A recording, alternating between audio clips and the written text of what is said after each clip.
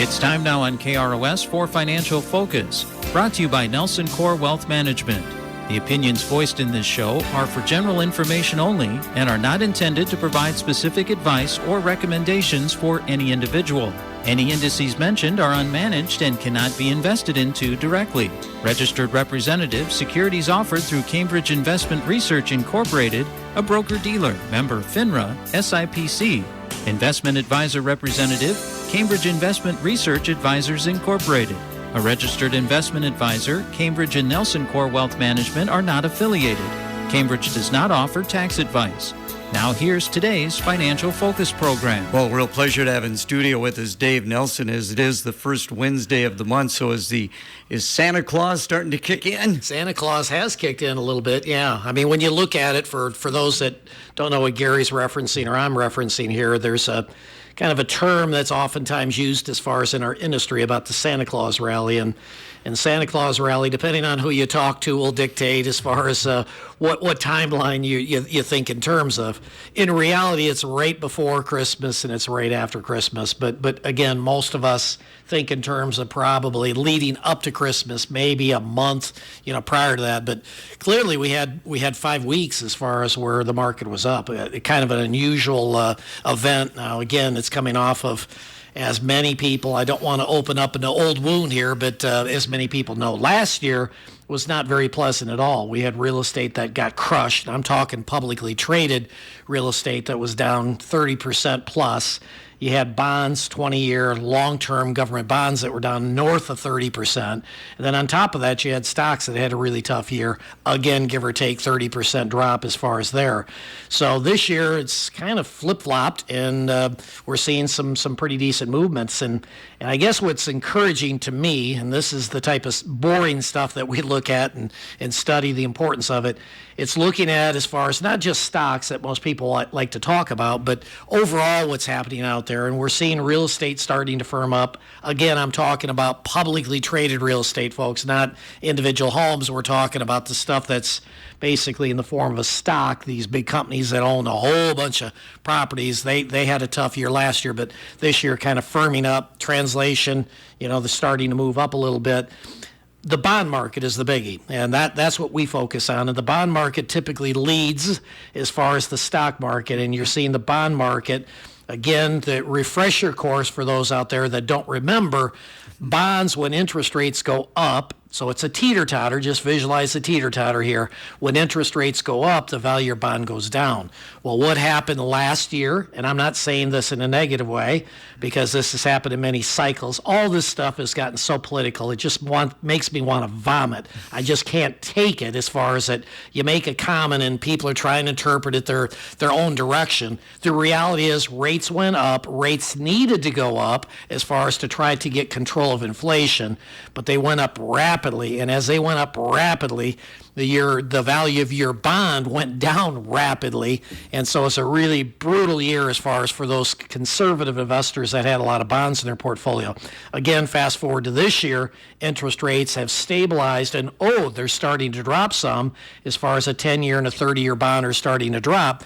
Translation, that's good news as far as if you own some of those assets. You not only are getting the coupon rate or the interest rate, on top of that now you're getting some capital appreciation as far as on what you own. So if I had 10 grand today, you may have 10,500 because it went up, the value of the asset itself. So it's pretty good news. I'm not saying it's over. Probably the biggest concern we have right now is again some of the crazy stuff that we look at. In making a decision to invest, you got to look at a lot of things. And again, we talk about this boring stuff here. We talk about this boring stuff on Channel 4 as far as every week, and we show these graphs and all this stuff. And I think maybe people wonder, is this really important? And it is, otherwise we wouldn't be talking about it. And so the reality is, when you're making a decision to invest, sentiment is a really important variable. And sentiment is a fancy way of saying, how are people feeling? How are corporations feeling? And there's different ways to measure that. And so there's two tools that we use. We use a very short-term sentiment indicator, and then we have an intermediate one, which would be something like 6 to 12 months looking out. And both of those today are in a zone of optimism, which translates into bad news as far as for stocks, as far as potentially. And why is that? It's because we've had 5 consecutive weeks up. People have kind of gotten on the bandwagon as far as that didn't want to be left out. And so there's a lot of excitement on the positive side. And so stocks have gone up in translation. They've gotten a little expensive as far as over the last month or so. Boring but essential. It is. Because, you know, you are talking about people's futures. Absolutely. And you are trying to benefit them as best you can. Absolutely. And again, it comes back to a situation of there's no do-overs, as we tell people in retirement. And when you stop and think about that, you screw it up, you're going back to work. And so the bottom line is we take our job very seriously. Every single client I talk to, and this doesn't go over with maybe about 5% of the people that walk in the door, but the other 95% of it absolutely positively love this and the way that we approach it. And that is we're going to make mistakes, and the mistakes, you know, can be either small or large. And again, when we mess up, do you want us to mess up being too conservative? In other words, we're sitting in safe stuff and the market starts moving up, or would you rather us, when we err on being too aggressive? And guess what everybody says? Be too conservative. I work too hard for the money that I've got. And again, whether it's 10 grand or whether it's 100 grand or $1 million, it doesn't matter. That money is important as far as to the individuals that hand it over to us. We take the responsibility very seriously, and the end result is that we try to customize it as best we can to them. But at the end of the day, there's a lot of tough guys when markets are working, but when the markets roll over, you get a lot of weak knees out there. And over the last 40 years, I've learned that. So again, we're always going to default as far as on the side of being too conservative. I would imagine I was asking how many clients you have, and you gave me the number. I won't give that number, but you work with a lot of people. Yep. And it's not a cookie cutter thing. Correct. I mean, you know, there are people who have a little bit of money, then there are people who have a lot of money. Yeah, exactly. I mean, again, we've got a billionaire that we're working with out in Wyoming. We've got a lady south of Iowa City that's north of 100 million. And then we have clients that have 10 grand with us. And so a lot of times people will say, well, you know, you're not interested in working with me. I don't have enough money. That's simply not the case. The good news is we have a great team. The good news is that we have people that aren't just licensed to sell a product. They're certified as far as to be able to help people make better decisions. Nobody can predict the market. We have tools that we use that win more than they lose as far as in that regard. So we do have a little bit of a competitive advantage. But at the end of the day, it really comes back to listening to the client and finding stuff that's appropriate for them. One little thing, and I'll throw this, maybe we can even circle back to this, but one of the things that we've added the last 6 months is a piece that we think we've got all the bases covered. And time again, we kind of, you know, people bring up this, they'll bring up that. And so one of the pieces that we haven't had, we got the financial planning, we have the estate planning, we have retirement planning, we've got access as far as to income tax planning as well as preparation. But what we haven't had for the bulk of the people that we work with being 60 or above is Medicare. Because Medicare is so much more complicated than people think, and so Medicare planning is now part of our operation. It's not something that we wanted to do, it's something that we needed to do as far as to be able to assist people in making that decision, because there's a lot of blunders being made as far as in this space, and we don't want our clients to be falling into that category. And with that, we're going to have a lot to talk about. Let's go ahead and take a break for the weather, brought to you by ServiceMaster. Some sun will return for our Wednesday, partly cloudy skies, and temperatures actually getting into the low 40s for once. Tonight we'll keep skies partly cloudy, dropping to 35. Much warmer for Thursday.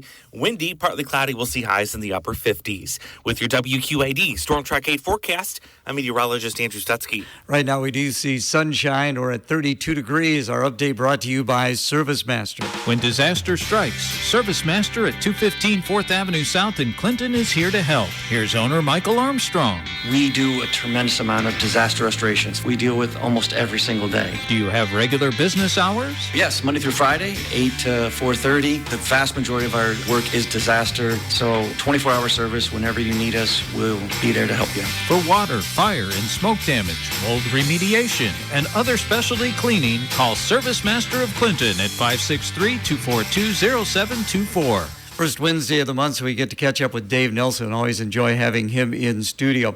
I want to talk a little bit about the team that you've put together down there at Nelson Corp. I mean, you started out over in downtown Fulton with your father-in-law. You moved to the Lions area, little business that was there. I think it used to be a doctor's office. It was, yes. And now you're at this facility as well. Talk about the progression of Nelson Corp. Yeah, it's been interesting. I mean, going back to day one, was my father-in-law, as you indicated. He retired shortly after we started.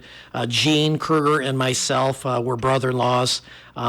We had one service assistant as far as that helped us as far as we moved from the downtown. We went out to the actually, the order would have been we were in the Sycamore Furniture, the old building there. So we were there about a year or so, but we had rain coming in from from above as far as in the office, and we had computers, so that wasn't good. Every night we had to cover them up just in case. So anyway, we moved from there downtown and then up north. But along the way, there's and I want to make this distinction because I think this is really, really important. And one of the commercials that we're running as far as on TV right now, I mean, we try to identify this, but I'll take just a second to kind of explain what it really means. And that is licensed to sell a product versus being certified as far as to be able to give advice. And so the old days, there was basically, it was a commission world. So if a client were to come in and talk to me, I got paid a commission on the transaction that I did with them. They handed me $10,000, I got paid X number of dollars, and I was done. And then in 1986, I made a very conscious decision to say, this is a model that's antiquated, and I don't think it's going to be around much longer. And by the way, I was wrong because it still exists in a big, big way. But I figured commissions were going to go away, and we're going to go to a model very similar to like working with a CPA and attorney, where you're going to pay a fee for service. And so in 86, we adopted that, and we said, well, we may go bankrupt in the process because, again, if you think about a transaction where maybe yesterday I made $1,000 on the transaction, today I may make $50, but I make $50 this year, next year, et cetera, et cetera. It's a tough transition to make that. And so we made that back in the mid-'80s, thinking that, again, this was going to be the model of the future. And so with that fee-based model, it basically demanded a whole bunch of additional type services and insight. So the books were out, and again, for those, and this isn't to sit here and pound your chest, David, about you're so wonderful, but it is to say that I went through the process of becoming a CLU, which was the first designation that I got, which is basically 2 years of schooling relating to estate planning and insurance. Then it was the CHFC, which to this day I still think is the most important to my clients. That too is 2 years of work, basically centered around money management and cash flow planning. And then the third one that I got was the CFP, which is Certified Financial Planner. That's probably the most recognized. That was really tough. It was a 2-day exam that you take. I mean, I've never taken anything even close to this intense, but that one is much broader. But if I had to bring it down to two things, it'd be tax planning and it would be investments. And so with that, now you're basically when you talk to a client, it's not, again, a transactional type arrangement. I don't care when people do business with me because we're looking at this over the long term. I'm not going to get paid a whole bunch of money on the transaction, the money that I wrestle out of your pocket. I'm going to get paid on an ongoing basis. And because of that, the relationship totally changes, because in the old days, if you decided you wanted to sell a particular thing that they owned and you want to buy something else, the clients were very skeptical of that because they knew that you got paid a commission as far as on that transaction. So you're just trying to talk me out of this and put me into this other one over here because you're going to get paid a commission on it. So all that went away once you came to the fee approach. And then it's a matter of now we got to get other people that have a similar mindset, and that is not only were we legal as far as to handle products, but we're now also advisory type individuals where we advise people as far as what moves they ought to make. So again, the infrastructure was key. As probably everybody by now knows, the financial, the wealth planning side of the operation was all by itself for a period of time, give or take probably 25 years. And then we start adding, and we wanted to add it earlier, but we just couldn't figure out the legalities of it, is bringing accounting in-house. So we now have accounting in-house, We have an attorney that comes on a regular basis to our office, so clients don't have to travel. We've been doing that literally for 40 years, and now we've added this Medicare supplement. Again, none of the people in the office are equipped as far as for all the above. So that's why, again, it's this team approach. We got people that are specialists as far as in retirement planning. We have investment people as far as that primarily oversee the monies as far as how we allocate monies, et cetera. Medicare supplement is a whole different team. We got a pretty good, I know it sounds arrogant to say, but there's nobody in a 100-mile radius that has the expertise, the tools, the quality of the individuals that we have as far as in our operation today. Listening to you, this came to my mind. You talked about, bringing on the Medicare supplement, the other things that you have done to further expand what you can offer to your clients. Is this a decision that Dave Nelson makes? Is this a decision, I don't think you have a board of directors, or do you have a board of directors? That's correct. Yeah, it's family members. Okay. Basically, okay. Yes. Yeah, go ahead. I mean, so do you get together and say, hey, I've got this idea. I think this is something we should do? Medicare supplement, the answer is yes. It was 3 years ago I said we need to do it. Now it's a matter of trying to figure out. So most of those decisions I do make, and then the good news is we have quality people that can make it happen. The infrastructure, again, okay, you've told us all the good. What's the bad? Our infrastructure for a long time was as bad as most people out there. In other words, we didn't have it. I was wearing 15 hats. I'm trying to manage people. I'm trying to manage money. I'm trying to get smarter as far as on tax issues. I'm trying to get smarter as far as how to manage money, etc.